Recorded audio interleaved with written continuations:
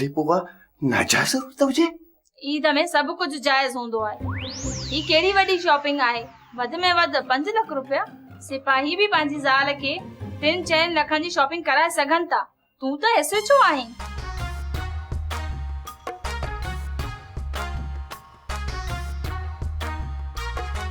ठीक है बेगम साहबा, तू हाणे दिल खोले शॉपिंग कर। बाकी कुर्बानी वारी ईद ते मूंखे बकरो न पढ़ाइजा। हाणे तू घर थी तो मां तोखे शॉपिंग करायां। बाबा पुलिस वारा, अम्मा इतई। अरे छोरो, तू भी आए ऐं मथा माणे भी नासुल थी।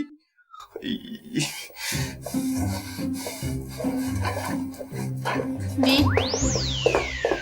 मुझे शॉपिंग याद रखजे। याद याद थी।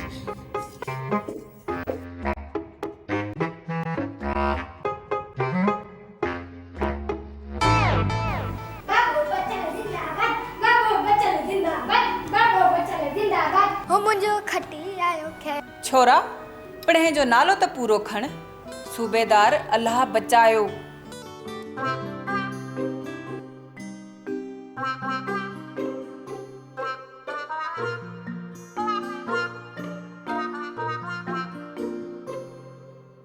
नाले के आनो खड में मूंखे इहो ॿुधा तो बगैर इजाज़त कराची छो आई आहे?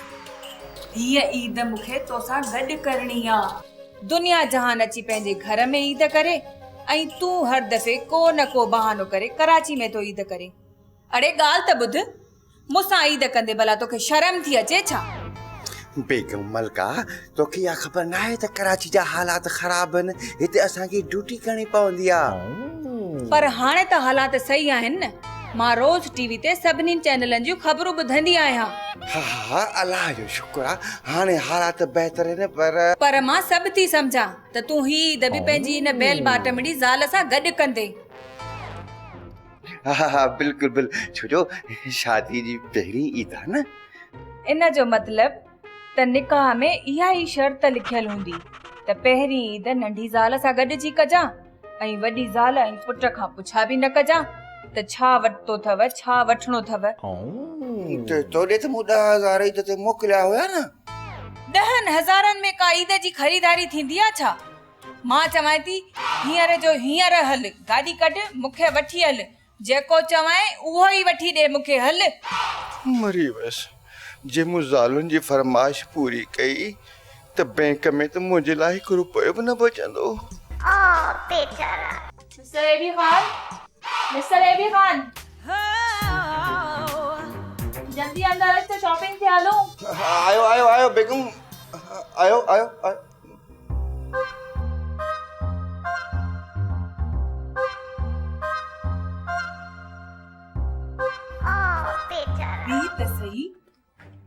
भी त सही हिन शहर जी छोरी खां इहो बि बर्दाश्त न थियो त मां 2-4 ॻाल्हियूं पंहिंजे मुड़ुस सां कयां। मतारा, ओ मतारा। जी ॻाल्हि ॿुध, मुंहिंजे पोयां न अचिजां। भले मां अलाह बचाए खे सलीम कयां, न अचिजां मुंहिंजे लिए, ठीकु आहे?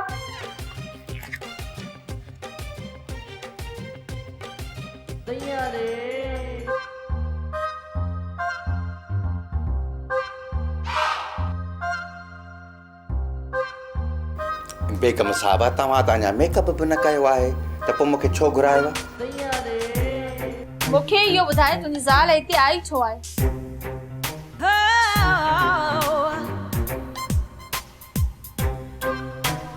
ज़ारा मुंहिंजी ज़ाल आहे त मूं वटि ईंदी न, ॿियो काॾे वेंदी? ऐं ईद बि हिते कंदी असां सां गॾु। इहा जाहिल ॻोठाणी औरत असां सां गॾु ईद कंदी? जॾहिं असां घुमण वेंदासीं असां सां गॾु घुमण हलंदी? तो पोइ फ़र्क़ु कहिड़ो थो पवे? Mister AB Khan. जी मुंहिंजी जान, हुकुम फरमा। पंहिंजी इन ज़ाल खे वञी चओ त ईद ॻोठ करे, ख़ामख़ा असांजी ईद ख़राब न करे।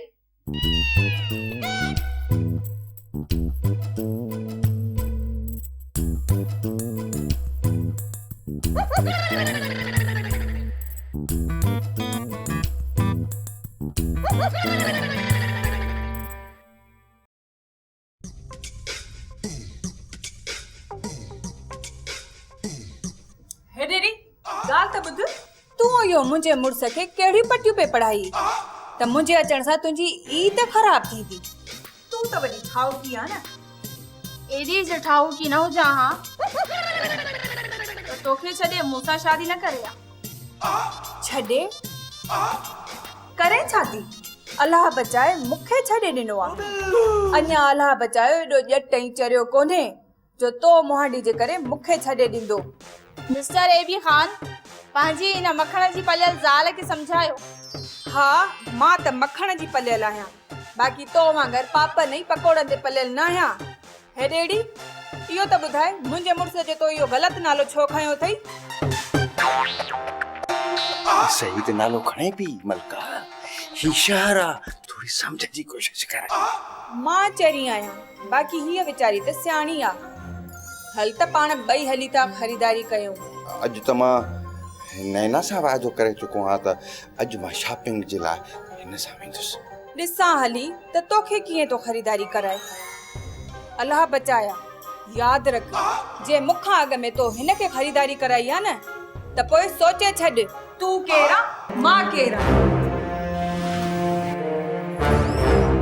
उथी हल मूंखे शॉपिंग कराए। ये चुप करे, जीअं मलका चवी थी न ई करणो आहे। छा है आखिर छा है? रात जो ॿुधाईंदो आहे।